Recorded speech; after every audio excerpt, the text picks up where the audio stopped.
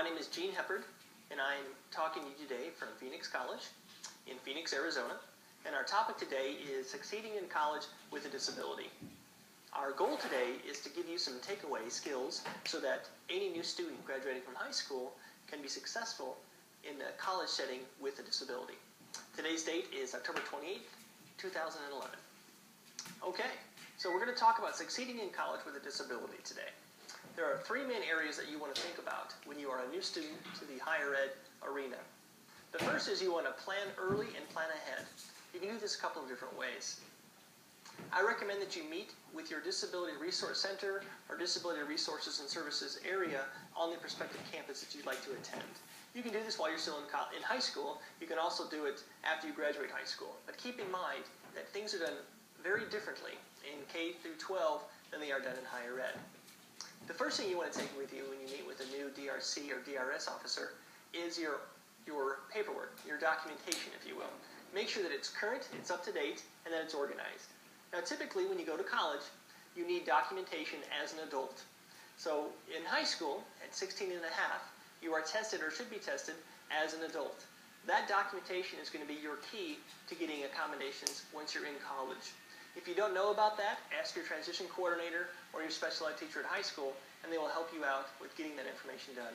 That's very important because in higher ed, in college, if you do not have a normed test as an adult, you will not get the accommodations that you're expected to or used to getting in high school. Second thing you want to do is you want to make an appointment with your DRC or DRS officer to fill out any paperwork. Now here at Phoenix College, we have a process that takes about 20 to 25 minutes for you to fill out paperwork. It's called a student information form. That information form creates a folder for you to have a confidential file on our campus. That folder is current as long as you're a student here at Phoenix College. Once we have that in place, it will help you with all the other information you need. Copies of your documentation, helping you pick certain classes, how to be successful as a student in higher ed, orientations, and things like that. But it's very important that you make that contact and set up that appointment with your DRC or DRS officer. Once you've done that, you're going to fill out some paperwork for the college. The first thing you want to do is fill out a SIF. That's a student information form. That's typically done in the Admissions and Records Office. You can do that in person, you can do it online, you can do it via fax, and I believe you can also do it over the telephone. But very important, you need to have that completed so you have what's called a student ID, so then you can get enrolled in classes. Once you filled out the SIF, you then want to go and take your placement tests. Placement tests are not for a grade, but to see where you start in the classes you want to take here at the college. The three areas that you can take placement tests in are reading, writing, and mathematics. It's very important that you take those tests because you will not be able to enroll in any of those classes until you have a placement test score. Once you've taken the tests, you will then see an academic advisor. Now, an academic advisor is going to assist you in choosing your classes, helping you choose the right classes, seeing what pathway you're on, be it a certificate, be it a 2-year degree, be it a transfer degree.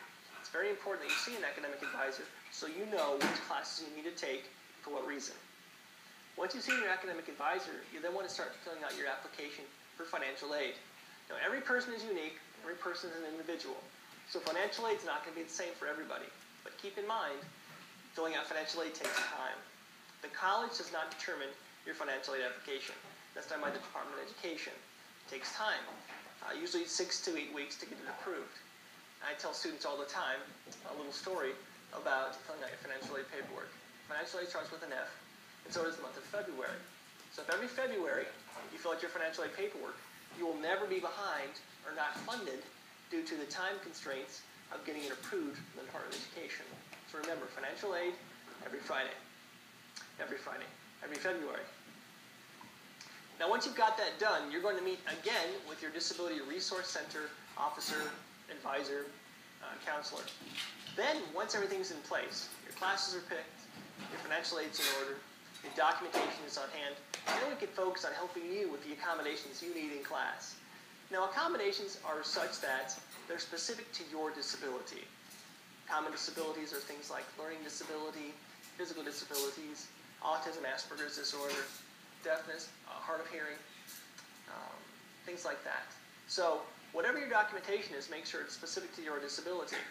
We help you with in-class accommodations. Those can be things such as note-taking assistance, extra time on tests, preferential seating, ASL sign language interpreters in class, audio recording of lectures, things of that nature, memory aids or devices, private testing rooms, testing rooms with minimal distraction.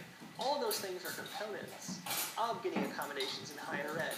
But again, remember, you have to have documentation to support what accommodations you're requesting. Once we fill out the student information form, and we know what your documentation is and what your disability is, we will then sit with you every semester and go over what classes you're taking and what accommodations you're going to utilize for that semester. Every semester, you need to give us a copy of your schedule to your DRC or DRS office